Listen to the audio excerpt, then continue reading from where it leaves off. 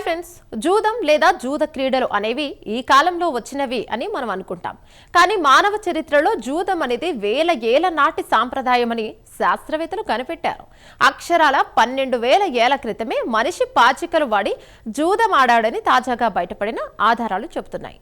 నాగరికత పుట్టక ముందే మనిషి అదృష్టాన్ని ఎలా పరీక్షించుకున్నాడో ఆ వింత కథ ఏంటో ఇప్పుడు చూద్దాం. ఈ సంచలన పరిశోధనను కెనడాలోని యూనివర్సిటీ ఆఫ్ ఆల్బర్టాకి చెందిన పురావస్తు శాస్త్రవేత్త గ్యాబ్రియల్ ఆన్సిక్ నేతృత్వంలోని బృందం నిర్వహించింది. వీరు ఉత్తర అమెరికాలోని వివిధ ప్రాంతాల్లో జరిపిన త్రవ్వకాల్లో అత్యంత పురాతనమైన జూదపు పరికరాలను గుర్తించారు. ఈ పరిశోధన ఫలితాలు మానవ పరిణామ క్రమంలో ఆటలకు ఉన్న ప్రాధాన్యతను సరికొత్తగా వివరిస్తున్నాయి. అసలు ఆ కాలంలో పాచికలు ఎలా ఉండేవో తెలుసా?